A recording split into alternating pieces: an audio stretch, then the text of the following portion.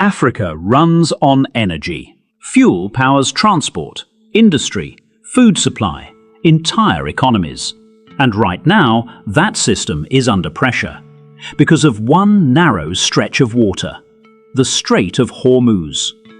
A passage so critical that when it is disrupted, fuel prices rise across the world. And that's exactly what is happening now. In early 2026, escalating tensions involving Iran triggered a major disruption in global energy supply. Tanker traffic slowed, shipping routes became uncertain, and within days, oil markets reacted. Prices surged past $100 per barrel, at one point reaching over $120. Fuel prices began rising, shipping costs increased, and once again, the world was reminded how fragile the system really is.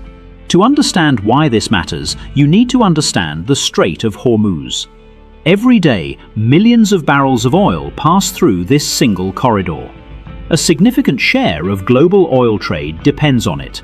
Large volumes of liquefied natural gas move through it as well. This is not just a regional route, it is a global artery. And when that artery is restricted, the entire system feels it. Iran understands this.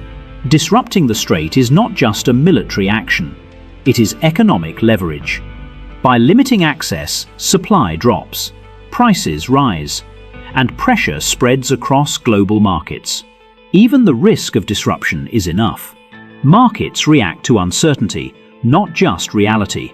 And in this case, that reaction has already begun. But the real impact goes far beyond oil, because energy sits at the center of everything. When fuel prices rise, transport becomes more expensive. Goods cost more to move. Supply chains slow down. Agriculture is affected. Fertilizer becomes more expensive. Farming costs increase. Food prices begin to rise. Inflation returns. Households feel pressure. Businesses adjust, and economies slow down. This is how a single disruption can ripple across the entire world. For many African countries, the impact is even more direct, because many economies depend on imported fuel. When global prices rise, local prices rise immediately. Transport costs increase. Electricity becomes more expensive. Food prices follow. In some cases, the impact is faster and more severe than in developed markets. This reveals something deeper. Global power is not just about military strength. It is about control. Control of supply routes. Control of infrastructure. Control of energy systems.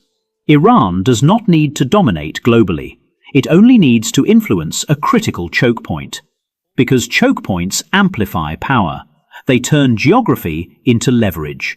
If the disruption continues, oil prices could remain elevated. Inflation could rise globally. Economic growth could slow, and markets will continue to react, not just to what is happening, but to what might happen next. This is not a new pattern. History has shown it before. From the Suez Canal to global pipeline networks. Control the route and you influence the system. So what are the strategic lessons? First, control choke points and you control markets. Second, supply chains are not just logistics. They are strategic assets. Third, energy is not just a resource. It is influence. And fourth, markets respond to risk before reality. Power is not always visible. Sometimes it flows through narrow channels. And whoever controls that flow controls the system. The world is not just connected, it is dependent.